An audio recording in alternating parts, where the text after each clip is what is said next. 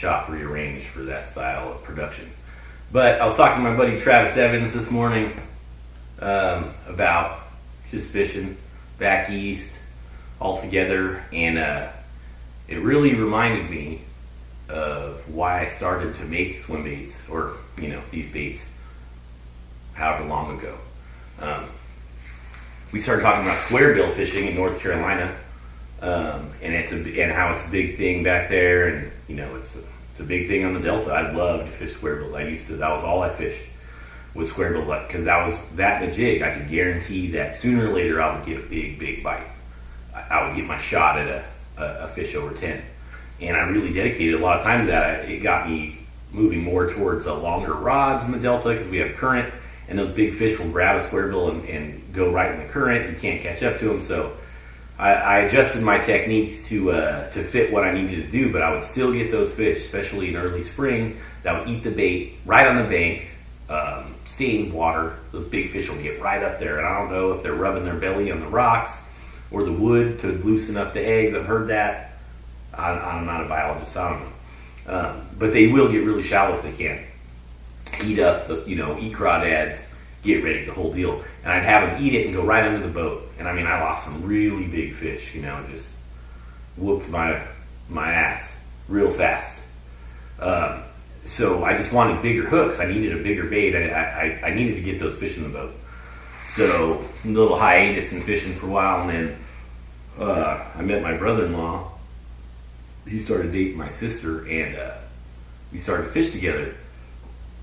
Started thinking about getting back in tournaments, and wanted an advantage. Well, I was fishing the slammer. I'd fished them before, and then I saw a couple baits. I thought about it like most people do, like their weight baits, swim baits. But we started to crank them down. There was a couple baits that you get to crank down. So I went from making wooden topwaters, poppers, and walkers that we would crush on. Hopefully I'm going to bring some of those. Well, I am going to bring those, that walking prop bait, some fat spooks, some big poppers that we really crushed on back then. I got into making a baby bass. That was our target species, was baby bass. So we made a baby bass. Phil Dutra put some input in way back in the day. This is like probably 10 years ago. And we started fishing these baits down, cranking down, wake and crank. This bait right here. I was making them out of wood. I got it real tight. I went through all kinds of options, sectioning, thicknesses. I have thin ones, thick ones, old wood ones, and I came across his body. So for the past 10 years, especially Phil Dutra's been doing work. That guy's a stick. Makes a lot of money out here in this bait. He probably won't tell you because he likes to, because he's a tournament guy that stays on top. And it's awesome that that we got to develop this, me, him, and Tanner Spawn, my brother-in-law. And it came out to be a killer bait. So it's evolved over the years. And then I got into this Wade Hogs a couple years ago. This is the original. I caught fish on it. It's junk. I never washed the release off, so it just sits. That's the first one I made. I got into these fat ones when I started making resin. This is a remake of a resin. This is more of a weight bait. This is more of a true style swim bait. So what I wanted to talk about is, it's fun to throw swim baits, to throw big baits, to do whatever. They like to, I'm sure that's what they're called. But there was a comment made by an old schooler on the internet a while ago, and he was joking and referred to my baits as plugs. But that's the essence of these baits, especially toxic baits. I keep saying transitional swim baits. I want to kind of coin that, or have people think about these like that, because they're really, I guess they're not even swim baits like in a traditional term where guys will throw a Huddleston, throw it out there, really creep it back. You could do that with these baits just like you do with any bait. They have a time and a place. But, you could burn a Hud. I like to burn a Hud and then pop it out the surface and it darts off. I don't crush on that, but it's fun to do. You get some good bites, This is a thumper tail. The Delta is more of a paddle tail fishery, in my opinion. Maybe people crush them on Huds. I used to throw the 8-inch weedless and do very well, but it just got too expensive. It's a great bait, 8-inch weedless Huddleston. Great bait. It's just $40 a pop, and you know, it gets, and then you can't get them. You can't replenish. That's the problem. So anyways, these do great out here. These are a traditional style swim bait. When you reel it in, you want the fish to look at it very natural. I think a lot of guys don't want to get into the big baits, not even the high dollar stuff, because guys will buy wooden crankbaits, handmade stuff for pretty high dollar amounts, you know, $50, no problem. I'll buy vintage Wiggleworts off eBay all day for $30, $40. Easy, you know, because they work when I throw them. So I don't really think it's the price tag. I mean, I tried, all my baits are like $100, my lip baits. I'm going to try to keep it at that, $99. I feel that's fair for everyone. But I think people pigeonhole these baits as swim baits and then don't want to pick them up. I mean, these baits are actually developed for tournament fishing. These are not just for the Delta. We've crushed them everywhere. You wouldn't believe how many 2 to 4 pound fish eat this thing. I mean, you could, as many as a squarebill a lot of times, especially when there's bait bigger. And what I'm doing with these is, in essence, throwing it just like a squarebill. Like, this is the larger one. This is the HD with larger hardware in the middle. So this, you really kind of have to have a swim bait style rod. It's 3 ounces, over 3 ounces. I feel like when you get up in that range, you want to have an 8-foot swim bait rod, like made for throwing larger baits. I guess not swim bait, but that's what they category these as, because there is no like big bait category, like 10XD rod, I guess maybe you could throw it on. I don't really have a lot of experience with it. 10XDs, we used to crank DD22s and stuff like that. And you just want that really long parabolic bend for sure, but enough backbone to drive the hooks on.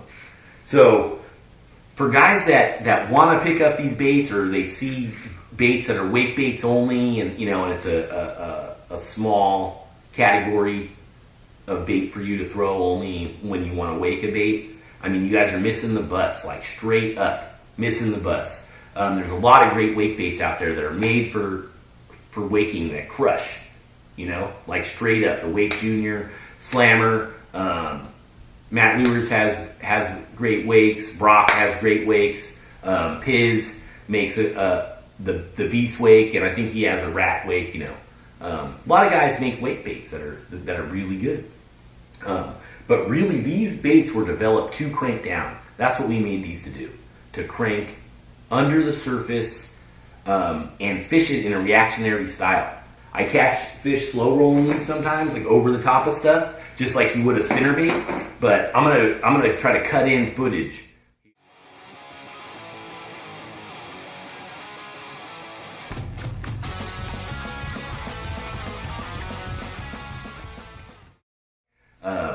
I'm not just reeling this in.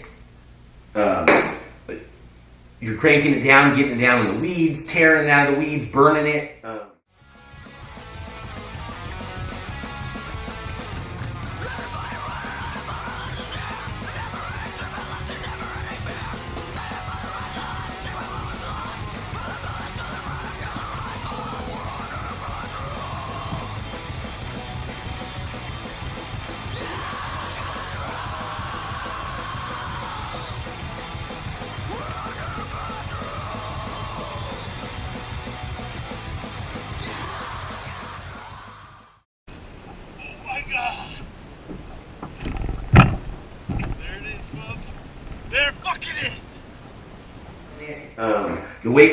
The original wake crank, the smaller one, is the one you want to burn like that. But I'm fishing it smash and cover, putting it tight to stuff. So when I developed this one, this bait is about 2.5 ounces, depending what hardware you have on it. You could throw this on a flipping stick. You could throw this on a flipping stick all day. If you get a lower modulus, like a cheaper flipping stick, is what I used to really throw a lot before I moved into swim bait sticks with these smaller baits, because lower modulus has a deeper bend, like with Spiralite. Spiralite has plenty in the Maverick series, or 30-ton Torre series. Little lower modulus, deeper bend. You can get away with throwing this on a flipping stick or a punching rod or whatever you want to do, as long as it has that deeper bend for the treble hooks. So you don't really have to buy dedicated swim bait gear to throw this bait, and that's why I shaped this one down from the HD to release, so that anybody can pick this up, throw it on, fish it effectively. And when I say pitch it effectively, you could pitch it under docks. In this clip that I'm going to upload of me under a dock with a rat, you can see it kind of swimming out.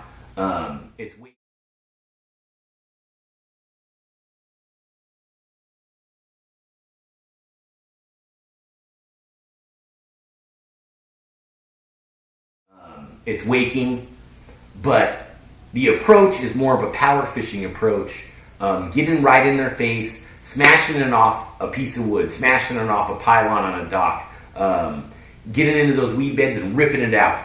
A couple guys out here really like to smoke these smaller baits and really burn them. I fish all types, just like I would a squarebill. I'm never really throwing a crankbait. I don't think you watch any fishermen when they're out there, you see on TV or whatever. Most times, spinnerbait, whatever, you're triggering bites, you're popping it, you're getting the blades to crash, you're hitting weeds, you're ripping it out, and that's how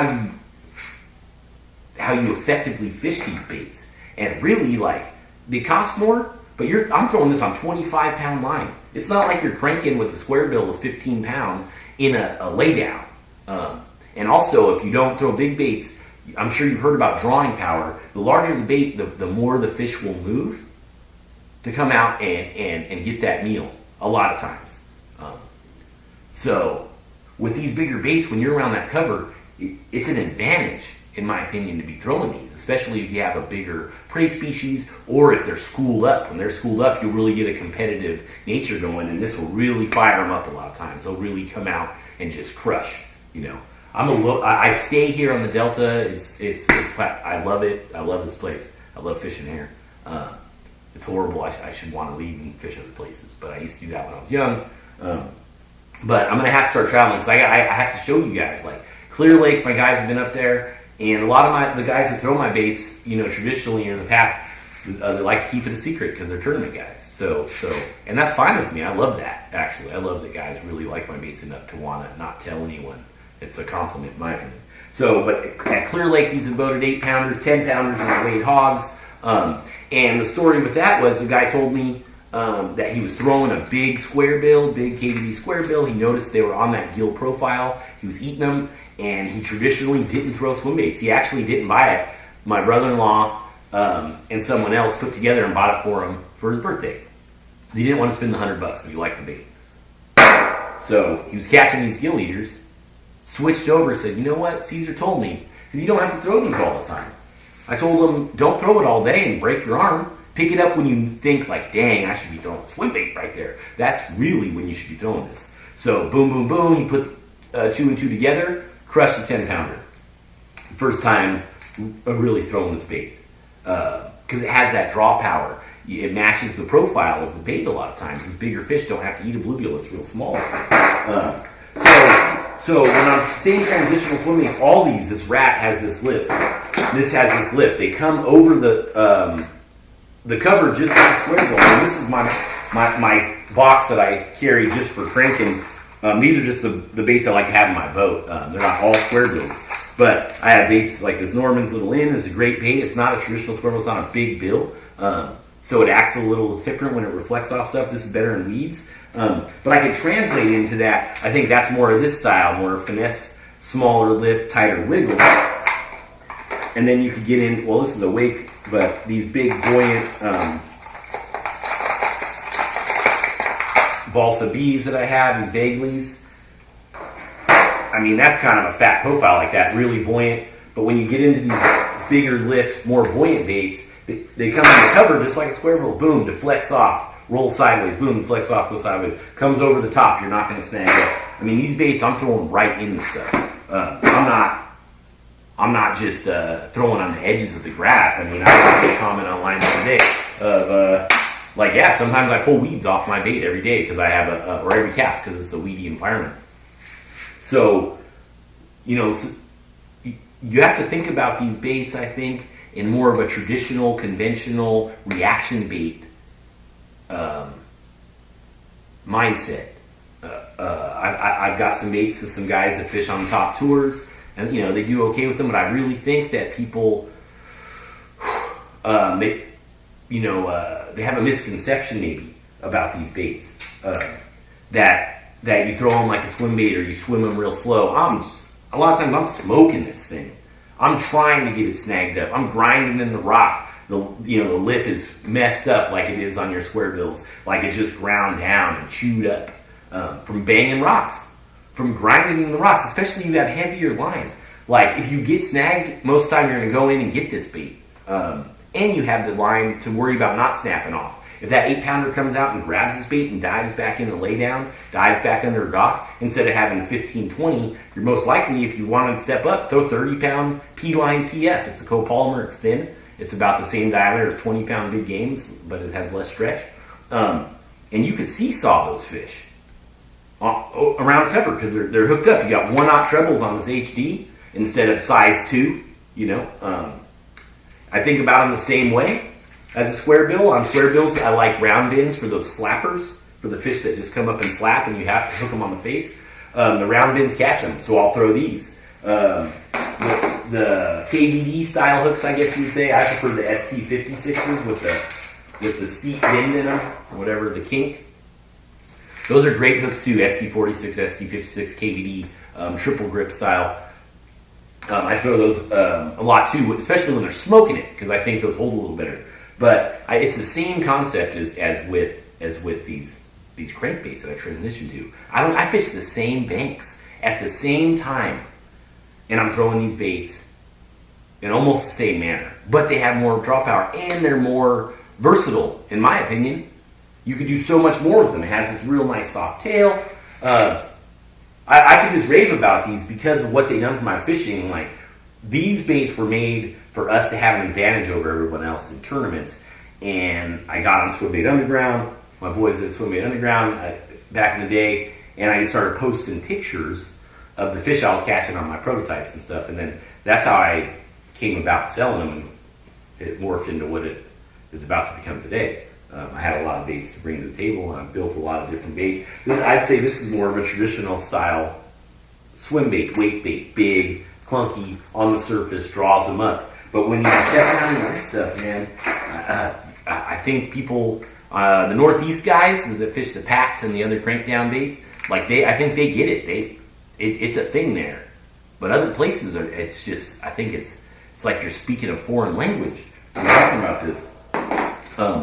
So, I mean, there's a lot of tips I could give, but I mean, you could literally translate these baits from the Squarebills you're throwing, chatterbaits, power fishing techniques is how the guys that are successful that I know are throwing these.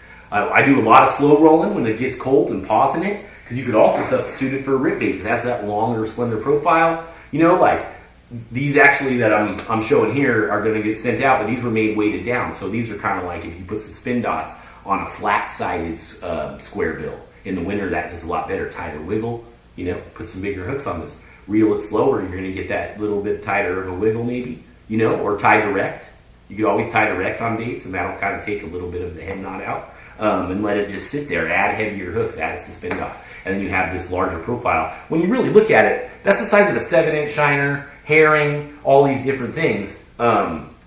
It's just a natural bait fish. It has a little bit of thickness. I'm not into the totally natural profile, not because it doesn't look great, but because it doesn't perform to do what I want to do with the bait. Like, I want the bait to do certain things, and just molding a fish or making it as close to a natural fish as I can doesn't work for what I do. A lot of guys do it real good, but these baits aren't that. These baits aren't, made to sit in a fish's face and fool them like a Huddleston or fool them like a dead twitch, like a Matt Lure's bluegill. It is amazing detail on that bait. It looks real. This Wade Hogs doesn't look real, but we're fishing it. I mean, this is really like a bulldozer. We throw this all the way up, everywhere. My buddies came out from the East Coast this spring. Travis Evans, I was talking to this morning. He doesn't fish weedy lakes. We fish the Delta.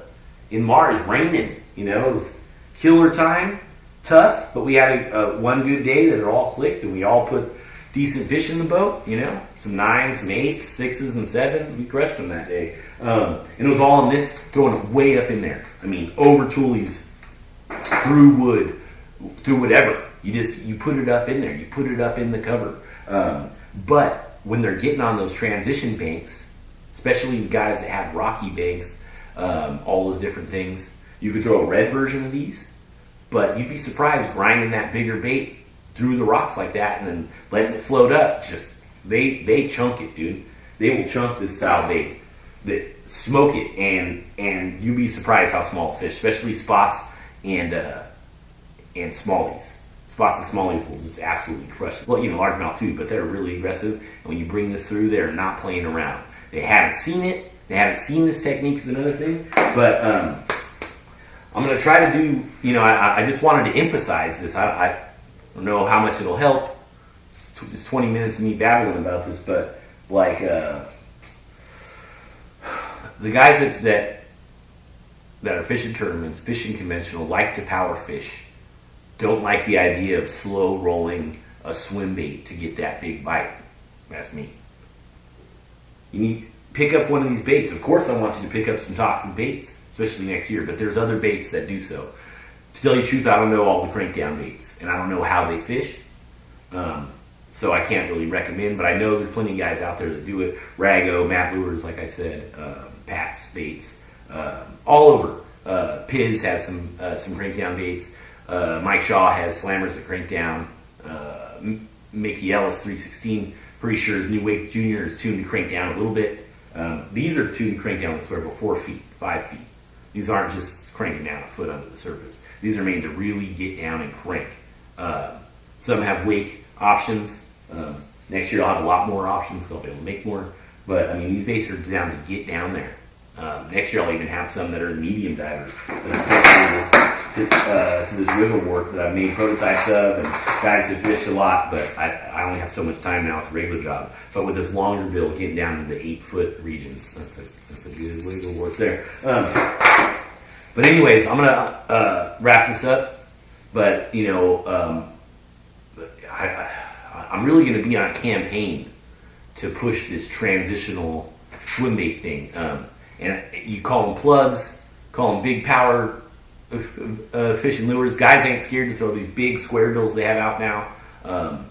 So you shouldn't, and Alabama rigs and stuff, so there's no way that you should be worried about throwing a bait like this and effectively taking people's money. That's how I believe this. Like you guys that like tournaments, I don't know how, I'm off and on about them. I just like to go fishing. But I do like tournaments sometimes, but I just like to go fishing. The guys that are out there grinding want to put a hurting on dudes. There's nobody really doing this. And the guys that are probably taking your money. I'm not, whether it's my bait or other baits that have been cranked down for years and years. I'm not the first guy that's been doing this. People have been modifying available wake baits, AC minnows, stuff like that to do this technique that I didn't even know about. I figured out because they're like, yo, where'd you hear about that? And we just did it, We didn't, it wasn't no like rumor mill stuff. So, but we came to the same conclusion that we needed something to match these larger bait fish. All the fish ain't, this big. The bait fish, those larger fish are eating. They'll eat trout. Imagine what they'll do to these shiners, herring, gizzard shad when they're not a million inches long, thread fins that are larger, bluegills. All these different forage species get a lot larger than a conventional style bait, but that doesn't mean that you can't pick these up, target those fish, and fish it the same way. I'm going to spin this camera. I'm going to show you this bend on this rod, so you can determine what you'd like to use for it, maybe. But this is a Spiralite Defiant Series 8-foot moderate fast. It has more of a moderate blank. I'm gonna flex it for you to show you what I'm throwing, and you'll probably be like, "Dang, that's exactly the rod I've been throwing my chatterbait, my crankbait, spook, all these different things on." If you can see that bend, I'm sure you can. That's a moderate bend, like a crankbait. I mean, I'm flexing deep in the blank. They smoke this thing, and they're not coming off. Of course, I prefer the Spiralite, but if you can see that, you can see how deep it flexed into the blank, just like a crankbait rod would, or reactionary bait rod would. That's the rods I prefer to throw. You could throw faster actions. They were too. That rod's just a dream, especially at $209, I believe, maybe $219. I'd have to check. Those are going to drop in January. We've been having some delays in production, but once they come out, I don't think anybody's gonna know what hit them. It's just an incredible rod. The 30-ton Maverick series for around $100, and that 40-ton for around $200. Incredible. That rod weighs 6 ounces, and it can throw up to 5 ounces. So it almost can throw its own weight. It's pretty crazy. So anyways, I'm also using a 5-3-to-1 reel, if you didn't see. 5-3-to-1 reel on these baits, I think, is very important. So anyways, I'm going to wrap it up. Please, guys, if you are fishing tournaments and you want to win, or you want to have an advantage over the competition, especially matching the hatch. This is matching the larger bait fish. You're going to get plenty of bites, especially if you fish it the way you fish your traditional stuff. Don't be scared to snag it. You're using heavy line, you're using heavy gear, you're going to be catching bigger fish, wrench them right out. So, I mean, you know, I hope you I hope this gets at least a couple people out there trying it, because once you really get it down, there's no turning back. It's incredible the results you'll see with this stuff. So, thanks for your time. I'll catch you on the next one.